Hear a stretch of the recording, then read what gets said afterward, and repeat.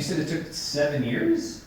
About 7 years, yeah. Oh wow, okay, level of commitment. And was this your first, or have you done others before this? So I've done a lot of shorts, music videos and stuff like this. I used to be in theater. I was a director in theater. For years I was a ballet dancer back in the day and choreographer. And for the last like 14 years I've been slowly switching to, you know, kind of like films and whatnot. And this kind of took me a while to make. So how'd the idea come together, aside just like current events and you're trying to like deal with it, or? I had a dream. Okay. That I woke up in a zoo 500 years from now, and I was an exhibit in a zoo. So that's how it came about. Yeah. All right, great. One more time for him, everybody.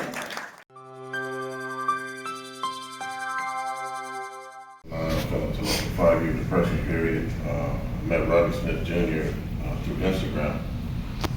He travels the United States mowing lawns for free for veterans, houseless veterans, single mothers, low-income families, and those with disabilities. He's done the tour around the United States 18 times. So when I was going through that depression, I reached out to him and I told him I just need to clear my mind and, you know, visit the different states so I can see different things, you know, and that cleared my depression. I've been depressed since. Together we've done this tour like 5 times. We plan on doing it again, hopefully raise enough money by the end of Thanksgiving, and we'll do it for the 6th time. Was he also visiting kids prior to that, or was that your No, idea? that was my idea. I run a nonprofit that services the veterans, the houseless community, children with special needs, disabilities, those battling life-threatening illnesses, the elderly, and basically anybody in need. And I'm out here in Los Angeles. He's in Alabama, but he's from Bermuda. I mean, he does that mowing lawn thing like every day, every single day. That's all he does. Is there a way to support him or support you? And because you're going to keep doing this, right? Yeah. You guys can visit A Future Superhero on the internet and Future Superhero on Instagram and see, you know, what actually I did. Is this your first documentary? Yeah. Oh, do you have any plans to do others? Or? Yeah, I plan to do one on myself called a Real Life Superhero, just telling you how I transform myself into these different costumes where I could go across all 50 states. So I've been off 50 states 5 times as 5 different superheroes. Nobody's done that in the world, so I set a record doing that as well. That's awesome. Last question, what is your least favorite state of the 50? Dang. There's got to be one where you're like, this one again? It's probably like Maine and, you know, there's nothing to do up there. All right, sounds good.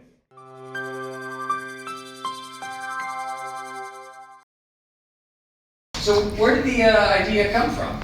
So originally, both of us are involved in an acting studio, Brian Cutler Actor Studio, and I'm 55 years old. I retired from a desk job to become an actor and writer and director, and so we have these scenes that we put on in class, and we have the opportunity to put material together for class. So it started out as a 2-person scene in class, and then we turned it into a short film, and we made it a SAG-AFTRA project, and we had the nice folks over at Chapman University were kind enough, the Dodge College, it's called the Dodge College, and they were kind enough to allow us to have access to the Sony Venice, which is a really beautiful piece of equipment that does a great job. And their crew on the film, part of our crew was the students from Chapman. So that's half the answer. The other half was I added stuff. So it was just an idea from class. Really. Okay. And then we got a bunch of people together, and some of it happened on the set. As we're on the set, ideas are free-flowing, and if you're a smart director, and I learned on the job that you should just pay attention. If the actors want to do something, let them.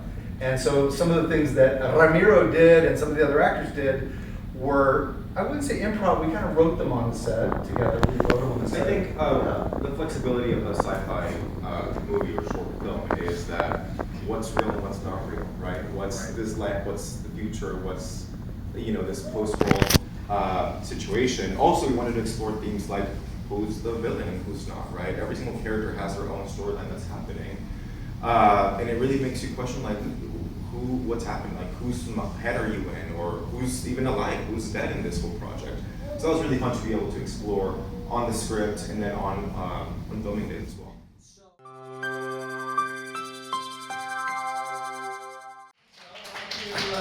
First off, explain your role with the film. Yes, We're both actors in it. yes, Okay, we're both cool. actors in it. I play Karen in the film. I play Waldy.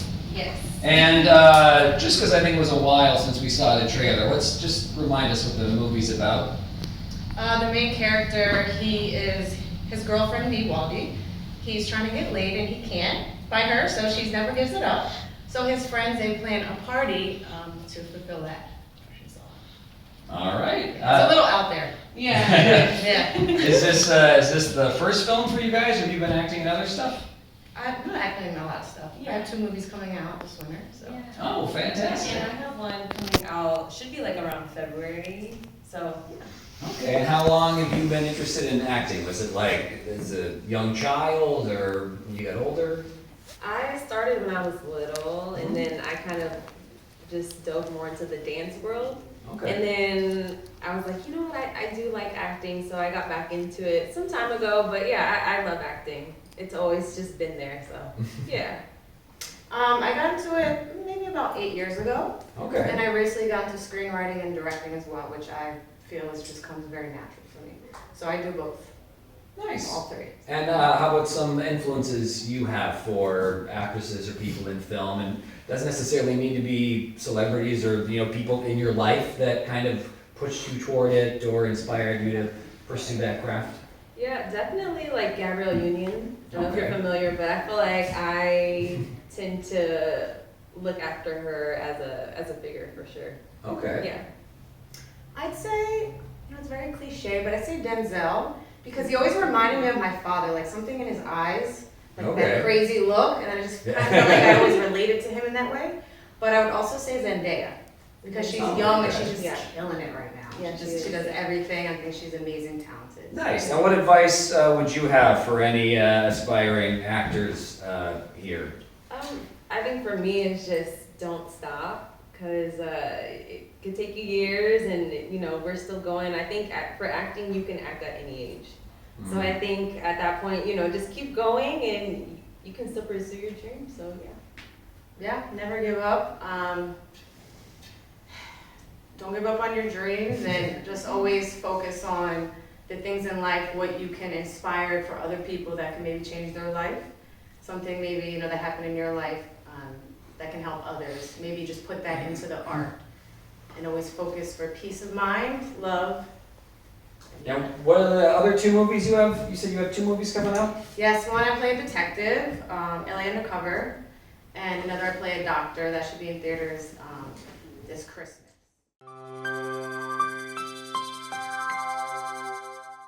I keep getting up, so I finally get into film. So I'm in Korean Lutheran High School, senior. Oh, wow. Yeah, Nice. I'm going to college soon. So basically, this project I made with my drone club in my school. So I'm a founder and a president in Drone Air Photography Club in my school, and there's lots of board members there, and they really helped me to make this video with me.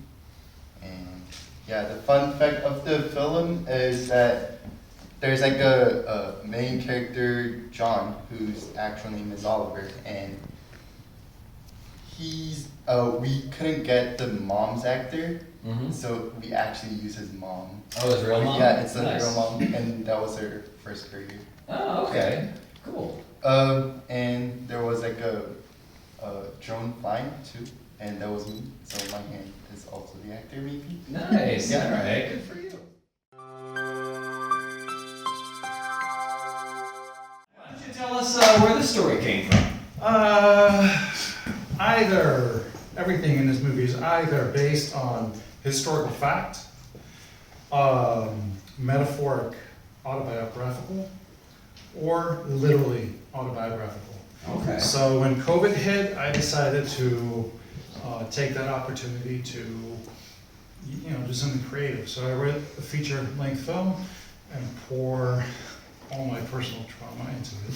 Okay, so it's like therapy. Yeah, well, it's Yeah. very, very therapeutic, yes. Okay, and you wrote, directed, were you the gaffer? Were you? Produced, actually, our gaffer's right there. We do have a gaffer okay, for you did once, have a yes. Okay, so you didn't do everything. No, I But, didn't. No. Yeah. But I did edit, score, color correction, visual effects, sound effects, ADR, a lot. And was this your first feature? Have This you is the written- first feature-length film that I did, but I did several shorts, yeah. Okay, who are some of your influences? If you don't mind? You asked me that last time, right? Did I? Yeah, no, Okay. that's fine. We give that time to process, probably. Well, exactly, I Because thought if about you- that answer, and I actually don't agree with that, especially not for this movie. Okay. What I listed was the name of my favorite directors. Yeah. They're not necessarily my greatest, influence. Okay. But I think, actually, the people that really influence you the most are the people you grow up with and you spend your life with. Mhm. So, parents, sister, family, husband, friends, and for this, life experience. Okay, great. Well, give it up for him one more time.